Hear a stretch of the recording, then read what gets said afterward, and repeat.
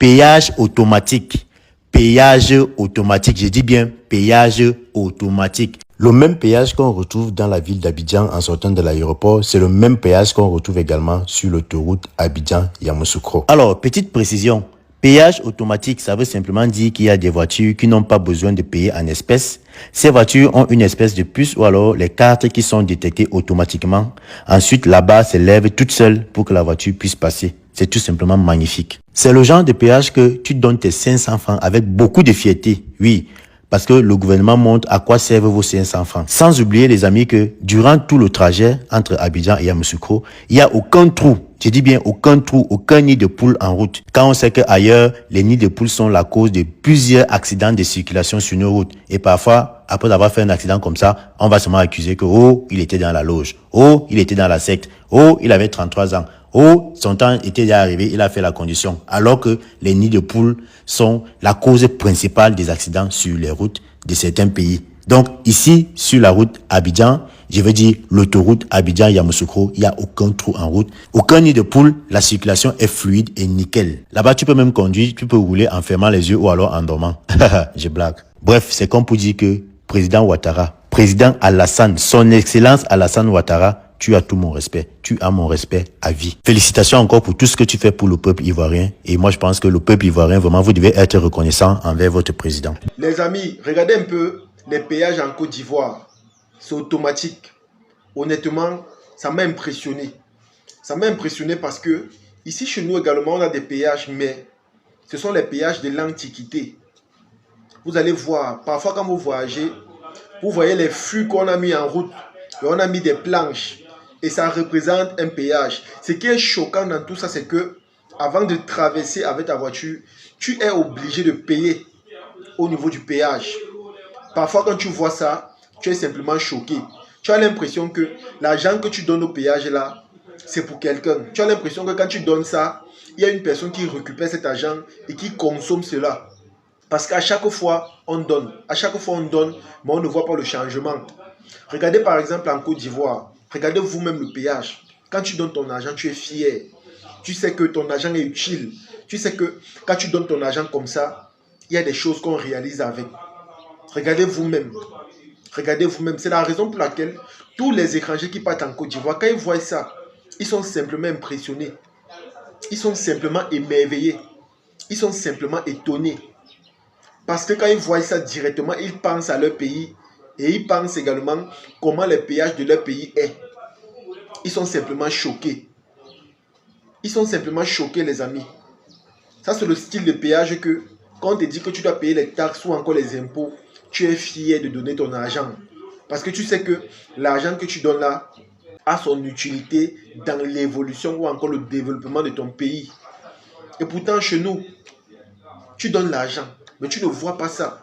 J'ai déjà entendu parler que on a aussi des péages comme ça chez nous, mais je n'ai jamais vu. Quand je pars dans mon village, les seuls péages que je vois, ce sont les endroits où on a mis les dos d'âne, où il y a des fûts avec des planches. C'est tout ce que je vois, les amis. C'est tout ce que je vois. Et parfois, quand tu vois ça, tu es simplement choqué. Parce que tu te rends compte que l'argent que tu donnes, les gens n'utilisent pas ça pour réaliser des belles choses. Ils prennent cela à des fins ou encore à des buts personnels. Et c'est tellement choquant. C'est tellement choquant. Il y a des gens qui viendront me dire que pourquoi tu parles de la Côte d'Ivoire, pourquoi tu vantes la Côte d'Ivoire. Sachez que quand on parle comme ça, c'est parce que nous aussi on souhaite avoir ce genre de choses chez nous. On souhaite que ce même développement s'opère chez nous. Parce que quand tu développes ton territoire, quand tu développes ton pays, ça attire les investisseurs. Les étrangers viennent. Les hommes riches, les milliardaires, ils viennent investir chez vous. Quand ils voient des choses comme ça. Parce qu'avant de donner ou encore mettre son argent dans un territoire, on étudie d'abord les lieux. On voit le développement du pays en question. On voit s'il y a les routes. On voit si les infrastructures sont là. On voit si la population même qui y vit a des moyens pour acheter ce qu'on va vendre. C'est comme ça. Mais quand il n'y a pas ça, comment des investisseurs vont venir? Comment ces gens-là vont venir? Et après, des gens viendront sur Internet nous insulter en disant que nous ne sommes pas patriotes. Nous sommes des lèche-bottes, on n'aime pas notre pays. Sachez que c'est vous qui n'avez pas encore compris. Ou encore c'est vous qui ne comprenez pas. C'est vous qui ne comprenez pas vous-même. Regardez, quand un étranger part en Côte d'Ivoire, regardez vous-même comme il est heureux. Regardez comme il est impressionné. Et pourtant, ça ne devait pas être le cas. Parce que dans tous les pays, on doit avoir ça. Ça devait être du genre que quand tu arrives dans un pays où il y a la même chose que dans ton pays, tu continues ta route, tu félicites simplement. Mais vous allez voir, la plupart des étrangers qui partent là-bas font seulement les vidéos. Parce qu'ils sont impressionnés, ils sont touchés, ils sont stupéfaits par le développement qui s'opère là-bas. Vous n'allez jamais voir un Américain ou encore un Français qui vient par exemple en Côte d'Ivoire, il voit un tel péage, il s'arrête pour filmer, jamais. Parce qu'il sait que chez eux en Europe, ce sont des choses qu'on a faites depuis des années. Je dis depuis des années. Donc chez eux, ce n'est pas surprenant. Mais quand vous voyez un Africain qui part dans un pays d'Afrique et qui voit des choses comme ça, il est surpris jusqu'à filmer.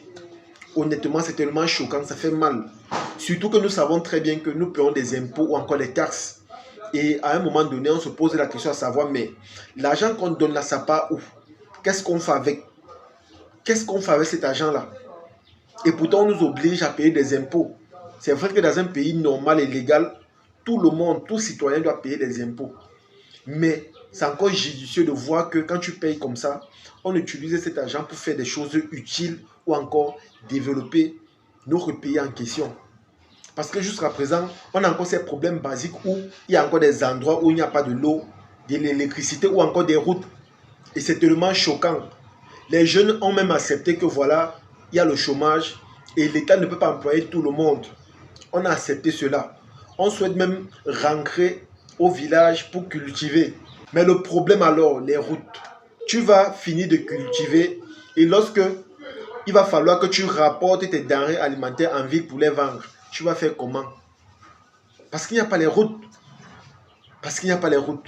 En tout cas, au vu de tout ce que j'ai parlé, la seule chose que nous souhaitons, c'est simplement que ce même développement s'opère ici chez nous. Parce qu'il y a encore beaucoup à faire. Et moi, je me dis toujours que si on ne réalise pas des choses pareilles, c'est juste dû au manque de volonté et d'engagement. Parce que chaque année, les budgets sont émis. Lorsqu'on dit que certains pays sont pauvres et endettés, c'est parce que la plupart de ces pays, selon moi, prêtent de l'argent au niveau du Fonds monétaire international, si je ne me trompe pas, pour développer leur pays. Maintenant, alors, il y a le manque de volonté et d'engagement parce qu'il y a des gens qui prennent cet argent au lieu de faire ce qui a été dit, c'est-à-dire construire des routes ou encore des infrastructures. Il y a ceux qui préfèrent prendre cet argent et consommer cela. C'est tellement dommage. Et lorsque tu vois quelqu'un qui est dans un pays voisin, qui quitte de chez lui pour aller en Côte d'Ivoire, et il commence à faire des vidéos pareilles, filmer les endroits, pour moi c'est honteux. C'est tellement honteux parce que en 2025, on ne doit plus observer des choses comme ça. On ne doit pas montrer aux gens que chez nous, il n'y a pas, chez nous, il y a des manques ou encore, chez nous, il n'y a pas certaines réalisations. Parce que des œuvres pareilles devaient être perceptibles partout. On devait voir la même chose partout. Au Congo, au Gabon, bref, ça devait être perceptible partout en Afrique. En tout cas, pour tous les gens qui passent le temps à me critiquer lorsque je fais la promotion de la Côte d'Ivoire, sachez que le fait pour nous de parler comme on le fait, c'est parce qu'on souhaite ou encore on a envie que ce même développement s'opère chez nous. Parce que chez nous, il y a énormément de matières premières, il y a énormément de ressources. Et je pense qu'on n'a même pas encore exploité 90% des ressources même que notre pays regorge. Je suis convaincu de cela. Donc, je pense que si réellement les gens mettent de l'engagement et de la volonté, c'est que beaucoup de choses pourront changer ou encore beaucoup de choses pourront s'améliorer. Mais c'est le manque d'engagement et de l'égoïsme qui fait en sorte qu'on ne réalise pas des choses pareilles. Donc, s'il vous plaît, de grâce, faites des efforts pour développer chaque pays pauvre et endetté. Faites des efforts vraiment pour que les populations soient beaucoup plus à l'aise ou encore épanouies. Faites en sorte que quand ils voient les taxes ou encore les impôts qu'ils payent, cela soit justifié. Il faut que quand quelqu'un passe comme ça, il voit les routes, ils disent que voici au moins où mon argent des impôts passe. Quand ils voient un péage sophistiqué comme celui qu'on voit en Côte d'Ivoire, ils disent que l'argent que je paye au péage là, voici au moins son utilité. Cela fera en sorte qu'on puisse construire d'autres péages. Il faudrait que quand on voit des infrastructures, on comprenne que notre argent n'est pas donné comme ça au hasard ou encore inutilement. Alors, s'il vous plaît de grâce, essayons de travailler et faisons des efforts pour que nous tous nous serons fiers. Parce que si les étrangers viennent, investir dans chaque pays, je vous assure, cela va aussi contribuer à la lutte contre le chômage. Parce que quand ils vont venir, ils vont employer des centaines de jeunes qualifiés. Donc, travaillons beaucoup pour que notre pays soit développé et que les étrangers viennent mettre leur argent.